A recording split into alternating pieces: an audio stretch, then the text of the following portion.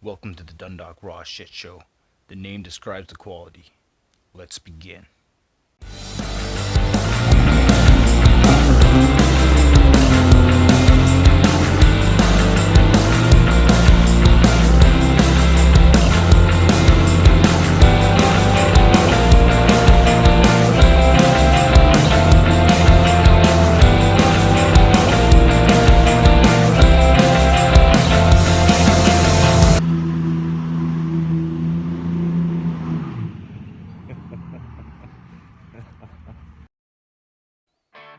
This next piece comes from a January 20th police report. The Grey County OPP charged 5 different drivers over the course of 5 days with impaired driving. All 5 incidences took place in Grey County in 5 different municipalities. Ages range from 21 to 54 years old. The only sexes reported to have been charged were identified as male and female. A report by the Grey Bruce OPP stated driving charges are up over 81% in 2019 versus 2018, increasing from 77 charges to 140. Police are urging people to put themselves in other situations, like the parents whose sons or daughters get killed, the police officer who has to notify the family, and the family that's missing loved ones. It's hard to believe in 2020, with all the statistics we have, all the education we've been given, and the increased penalties for impaired driving, people are still risking it. If you're gonna drink, plan your ride safely.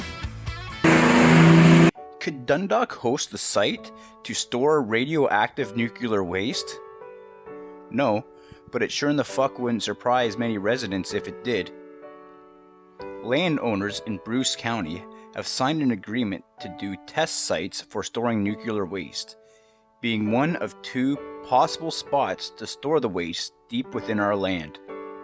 An old farmer named Jim, who is also the head of a committee group for southern Bruce County, says it's a great idea to bury the 5 million bundles of spent nuclear waste here. So who will benefit and who will be at risk when it leaks? This makes me think of the deal that has seen a composting plant approved in Dundalk, which I am sure whoever approved it lives nowhere near town. The waste will be from Darlington and Pickering, from Gentilly in Quebec, Point Lumbury in New Brunswick, and the closest of all, the Bruce Nuclear Generation Station. So are you okay with South Bruce County benefiting from this, while Southern Ontario shares the risk if something happens? If a war in the future breaks out, will these sites be potential targets? What are your thoughts? Let's hear them. Now with some provincial news. That coronavirus is here, making many people in Ontario wonder if dollar beers and $12 a year savings in income tax was worth defunding our healthcare. Up next, small town breakdown. Yeah! Markdale, located in the center of Grey County, is about 20 minutes north on Highway 10 from Dundalk.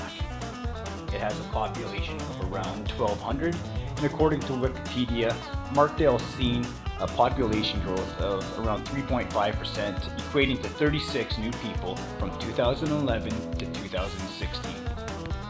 But there's good news for all you gold diggers and cougar hunters. Apparently the average age in Markdale is 43. Markdale was settled around 1846 and became incorporated as a town in 1888, 15 years after the installation of the railway. The railway came to Markdale in 1870, which brought immediate economic prosperity, which Flesherton missed out on as discussed last week. A local landowner named Mark Armstrong sold a parcel of land to the railway company under the condition that they would use his name. Where did Dale Park come from? I don't know, So I remember in high school hearing about the obedient farmhand named Dale that Mark had a special spot for.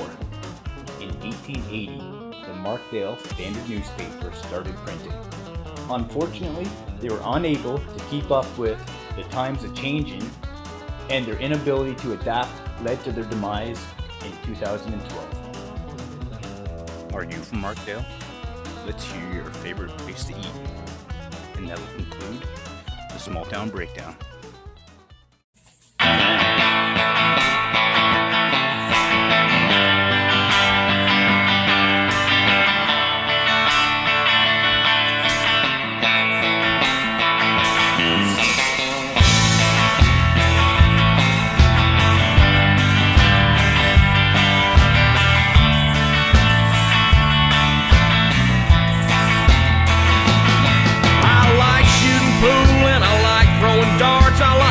To the junkyard looking for parts.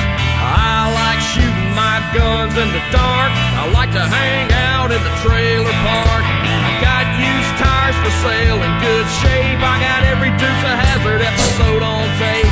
Who are you to tell me I ain't got no class? I'm proud to be a redneck piece of white trash. I like to dip and I like to spit. I like talking on the phone while I'm taking a shit. I'm proud to be a redneck piece of white trash. If you don't like that, fucker up, motherfucker, you can kiss my ass.